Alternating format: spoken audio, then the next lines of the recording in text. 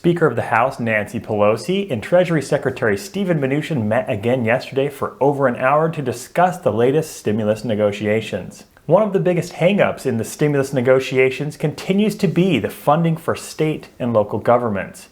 This is a provision that the Democrat leadership, including Nancy Pelosi, has continued to push for months. However, the Republicans are opposed to state and local government funding in the next stimulus package. However, in recent days, there have been some Democrats that have been willing to take that state and local government funding out of the next stimulus package. And they're doing so in order to broker a deal with the Republicans. Democrat Senator Coons of Delaware said recently, "We cannot afford to wait any longer to act. This should not be Congress's last COVID relief bill, but it is a strong compromise that deserves support from both Republicans and Democrats in the Senate. We cannot leave for the holidays without getting relief to those Americans who need it."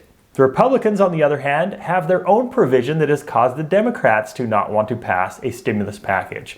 And that provision is liability protections for churches, schools, and businesses. Those liability protections would protect those organizations from being sued from people who contracted coronavirus in their establishments. The Democrats have pushed back on this provision, and yesterday, Senate Majority Leader Mitch McConnell seemed to be willing to pull that provision out of the latest stimulus talks when he said, "We can live to fight another day on what we disagree on, but we ought to go forward with what we agree on." It does sound like both sides are willing to give up some of their provisions that are being rejected by the other side, and this is good news for the passage of another stimulus package. The current bill that has the best chance of being passed is a $748 billion stimulus proposal. This package would include money for small businesses, money for the United States Postal Service, unemployment benefits, as well as $25 billion for rental assistance, as well as $45 billion for the travel industry. It would also include an eviction moratorium as well as student loan forbearance.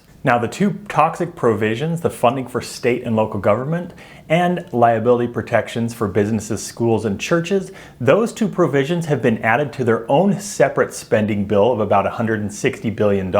Now, those two spending bills are kind of the two major ones right now. However, noticeably absent from both of those bills is a second stimulus check. But it does sound like there are a few members of Congress and leadership in Washington that still are calling for a second stimulus check. President Trump is one of those leaders, and he's been calling for second stimulus checks or another round of stimulus checks for months now. Another one of those is Senator Josh Hawley, who is a Republican senator, and he has been calling for stimulus checks to be part of the next stimulus package. It has basically said that it's ridiculous that the next stimulus package doesn't include stimulus checks. Along with Senator Hawley, Bernie Sanders has also been calling for stimulus checks as part of the next stimulus package. But Senator Hawley and Senator Sanders are not the only ones. Republican Senator Mitt Romney is also said to have pushed for stimulus checks to be added back into the latest stimulus proposal. He wanted to do so after removing the funding for state and local government as well as liability protections. However, despite support from many congressmen and senators, it does sound like stimulus checks are not part of the next stimulus proposal. As I've said before, a stimulus deal without another stimulus check, I think, is not a very good deal at all. There are millions of Americans that aren't going to benefit from loans for small businesses directly. There are millions of Americans that are not going to benefit from the unemployment benefit extension. And there are millions of Americans that aren't going to benefit from funding for the travel industry. So it doesn't make sense to me that they're doing another stimulus deal, but without a second stimulus check. That $748 billion deal seems like it is getting closer to passing. Nancy Pelosi and Mitch McConnell, who hadn't been meeting together in months, actually met yesterday for the first time in months in person.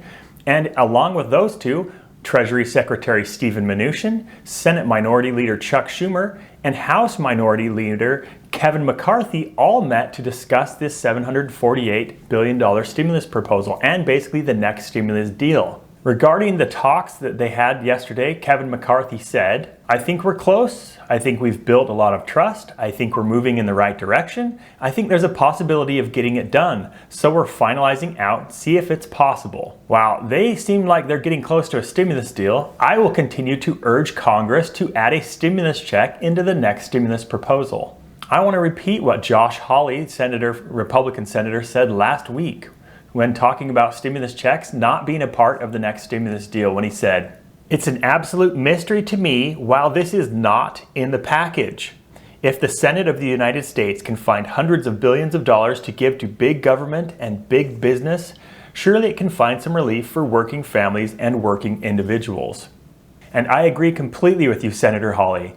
Get stimulus checks back in this stimulus deal. No stimulus deal without stimulus checks is going to help millions of Americans. Sure, there are people that will benefit from the PPP funding for small businesses. And sure, there are people that will benefit from the unemployment benefit extension. But what about those people that are not on unemployment? What about those people that do not own a small business?